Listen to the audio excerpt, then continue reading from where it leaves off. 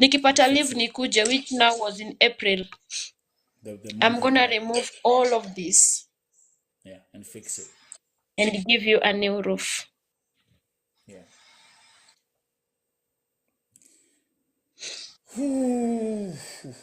Yeah, the other painful part of your story is when you said your church told you if it wasn't for you, she would have committed suicide already. She have told me twice. It breaks my heart. My grandma she's very strong lady. Let me tell you, if you meet her today, huwezi jua she's suffering cancer. She's one of the strongest women I know. Hata Kenyatta walikuwa wanashangaa. Do you know watu walikuwa wanaongezwa damu because you know doing chemotherapy and radiotherapy at the same time it drains your blood. My grandma kwa iongezwa damu na watu young people wanaambiwa today your blood iko chini uenda ongezwe.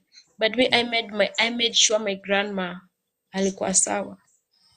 Hakuwa iongezwa anything. She's one of the strongest women I know. Your YouTube channel, Voice of Carol. Yeah. Voice by Carol, yes. Voice by Carol. What do you want to achieve? What I want to achieve? Like I said, I want to be the voice to the voiceless. I want to give people a platform they can come and share their stories. Sitaki watu waumie hapa nje. Me Nelson, let me tell you, I've gone through sexual assault. My family hawajui. That's just one they know. This one ilikuwa ni a pastor wa church. You know where I come from? Kanisa iko karibu na home. Nelson. Wait. Can you tomai? Did he say what? By who? Yes. Yes, Nelson. And do you know how the community judged me? No. First of all, explain what happened, and then you go to how the community judged you. So let me give you this of a pastor, okay? I had said sometime I'll share this story on my YouTube. So, you know, growing up, ile mnafundishwa Sunday school, mnafundishwa home, respect your elders, wakikutuma wende, and all that. So my home na church, it's very close hivi. It's like 1 minute walk. So tulikuwa tunaitwa, unaenda unaosha vyombo, unafanya nini, unatuma kwa duka, you run, you go to the lake, you fetch water, unaleta and all that. So mapasta walikuwa wakichangewa. You know how they change pastors, hizi churches kubwa kubwa, right? So there's this pastor mwenye aliletwa. So this pastor kuletwa, back then I was class 5, class 4. Then he was so touchy, okay? So me sikuwa napenda kwenda huko because he was so touchy. Ukienda nataka kushike breast and all that. And me, unfortunately, yes, my family loves me and I love my family. Unfortunately, I didn't get that ile design ya kufundishwa kuambiwa you are not supposed to be touched this place and all that. Your menses ziko hivi, or if somebody touches you, you come and tell us. I never got that. So I never knew nitaambia nani, who will believe me. So mimi I could just nilikuwa na back off, okay? So my uncle angekuja aseme, why is pastor calling you and you are not going? I'll tell my uncle, no, I'm not going, okay? So there is this faithful evening, I was from school, nikakuja home. The pastor aliniita nikipita nende nimoshe vyombo, nikasema nakuja. I went home, sikuenda. My brother passed, because my brother alikuwa ananifuata now from school. Akakuja akaniambia pastor anakuita. Nikamwambia hey bro, me I'm not going. My uncle came, sasa wankangu mdogo na ukali, kwani pastor anakuita unataki kwenda? We, so you know, I'm afraid I cannot even say what's been happening. I don't know how they will take it. They have never told me. They have never given me that room. They have never given me that room, Ilea. And if anything happens to you, you come and talk to us, or you come and tell me. Okay? So sisi me things with life skills nimekuja kuzisomea Nairobi. That's why you see even me, I'm talkative and all that. I came to learn these things here in Nairobi that I can speak out. So it was around 6. My brother akawa kanitolea ukali, I had to go. Nilikuwa nimeoga sana, nimeenda. Kwenda ilikuwa 2 room. Kuna front door na back door. So ulikuwa unachukua vyombo na osha huko kwa back door. Nikaenda nikaosha vyombo, alikuwa anasikiza radio sitting room. Nikipeleka cause sasa kitchen ndo bado bedroom. Nikipeleka vyombo bedroom, alipandisha sauti ya radio. Juu kwa barabara, alipandisha sauti ya radio. So ile nimeinama kuweka vyombo Nelson. I felt somebody grabbing me from my back. Okay. Then I was like, "Pasi nini unafanya? Pastor unafanya nini?" Hata ukiscream aje Nelson, nobody could hear you. Because sauti iko juu ya radio amepandisha. He was trying like anirushe kwa bed. Nilikuwa nakataa, napiga nduru, naambia niache, nitakusema niache. Nelson, until today, I don't know how I escaped. Sijui. I've never knew how I escaped. I went home crying. I told my uncle, back then I was around 12,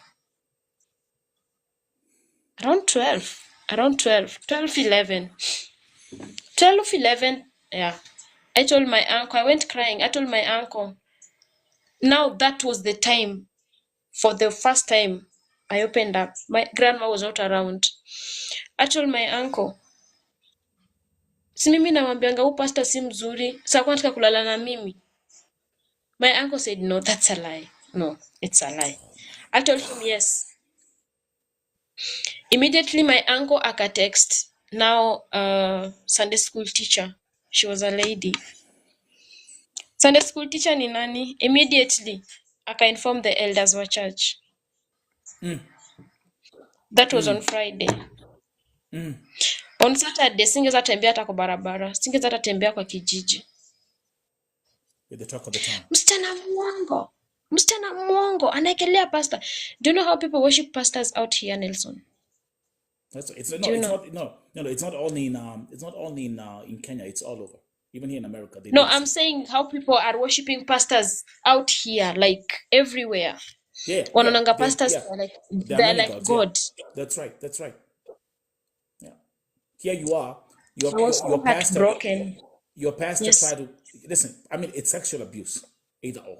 Whether he sexually abused me severally. Touchy and all that. That's right. Sexually abuse, right? That's sexual abuse, yeah. Yes. By your pastor. He did it severally. Ile touchy ya kuingiza mikono and all that severally. Okay? But who can you go and tell?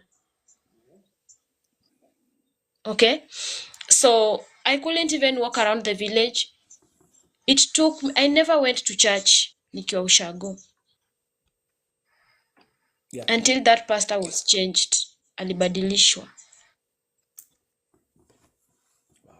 And this pastor alikuwa anatoa wasichana tu peke yao, but walikuwa naishi ushago na mama yao, so they could come wakifunga to visit.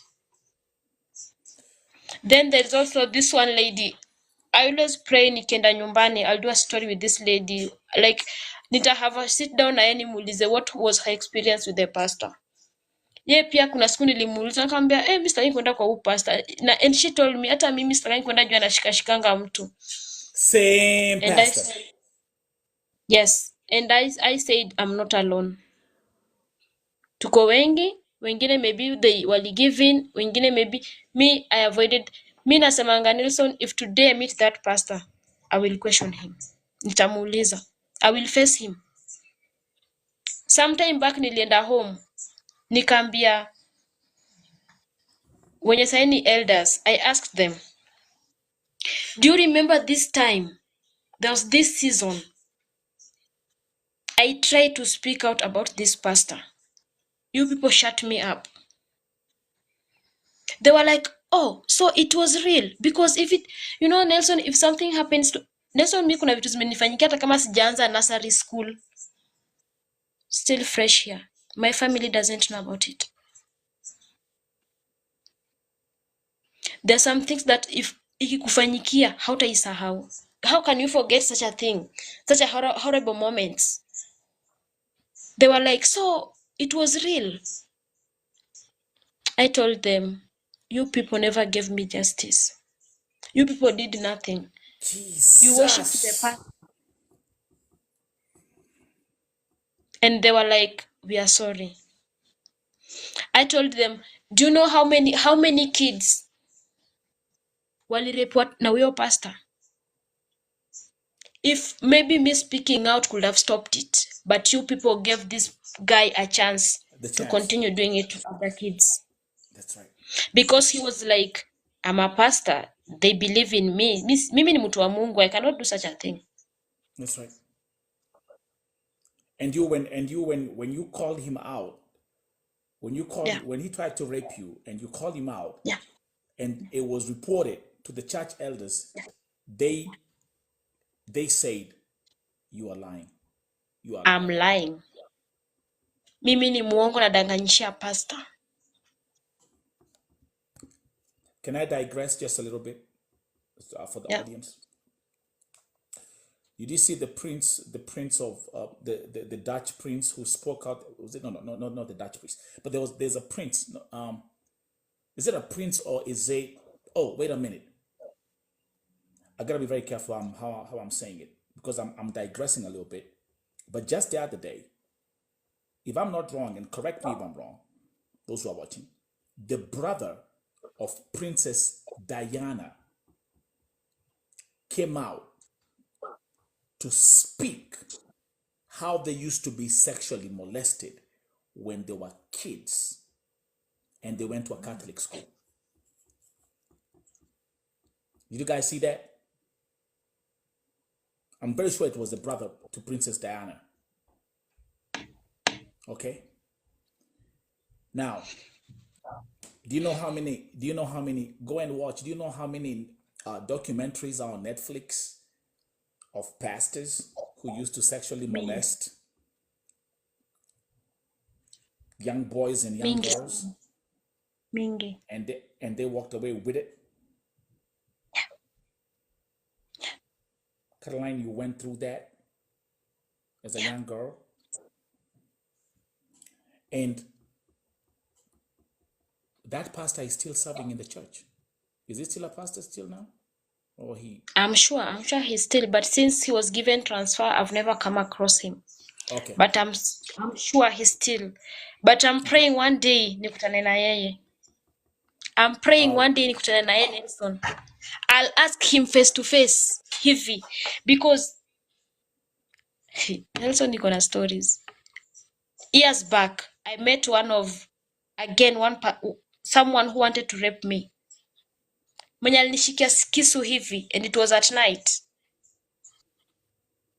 Unajua ile design unaenda ushago, msana ajifanya nataka kukukatia and all that. You know mtu anakufanya mabaya uwezi msahau. The guy never knew it was me. I confronted him. Nilimuuliza, do you remember this certain time? At this night, it was Matanga. It was at my uncle's place, a cousin to my mom now, Matanga kwake. So ile design, excuse kidogo, niende short call. Then the guy akanifuata akanishikia kisu akaniambia, ukijaribu kuscream na kumaliza. Nobody in my family knows about such a things, because they never gave me a room to talk about such a things.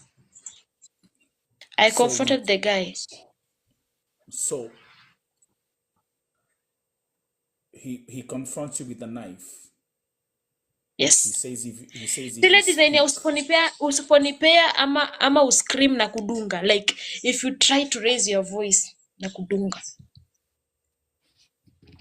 So you had no choice. Were you able to escape this one, or Yes, I did. I thank God kuna wase walikuwa natoka now from the other side wanakuja. Sasa unajua ile disco matanga, Yeah, yeah, disco yeah, yeah, matanga. yeah, yeah. Alisikia sauti ya watu wakikuja. So ile nye bado amezuba kuangalia, mi nilitoka mbio. Nilitoka mbio kama nimeenda kama nimelala. I did not even stay there. And you say you confronted him at one point later in your life. Yes, I What did. did he? In What fact, did he kama say? already nishazama kumtoto wangu wa kwanza. I did. What did he say? I did. I asked him, do you remember this certain time, this day, this night, you are holding a knife to a certain young lady? He was like, what do you mean? I told him everything, and he was like, oh no, I'm so sorry. I'm so sorry that I did that to you. I asked him, how many girls or how many young kids have you done that to? Because you are a rapist. Serial one. Someone who's actually even using a knife. That means that's something which he has done. That's a serial rapist right there. Yes, he have done it severally to so many kids. He told me, I'm sorry. He didn't confirm kama ashaifanya, but I know from the experience and the tone the guy used kuniongelesha that time. He threatened so many kids na aliwarape, and he escaped nayo. Nelson, these are stories that my family doesn't know about it. But you know what? You have a voice. Yeah. So that's why I going want to to use my encourage you. voice. Yeah. You have your YouTube. Actually, I like the name Voice by Carol. That's a very beautiful YouTube name, YouTube channel name. I'm going to encourage you to tell your story. We can do some few highlights here on Vote TV, of course, as a stepping stone. But I'm going to encourage you to tell your story, because let me tell you something. Let me tell you something, Carol. While you're telling all this, there's someone who's watching here right now. You know what they're saying? I was raped too. They're here. Wait, Nelson. You see this Denise Nyaimbo? That's my cousin. She's shocked. They don't know nothing about my stories. That's my cousin. She's called Nancy. What? Yes, that's my cousin.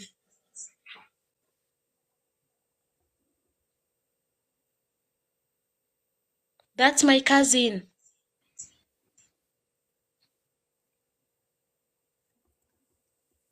Ako shocked.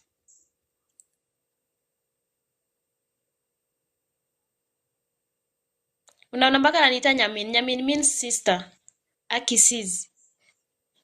You know, Nelson, I've told you I have 11-year-old boy.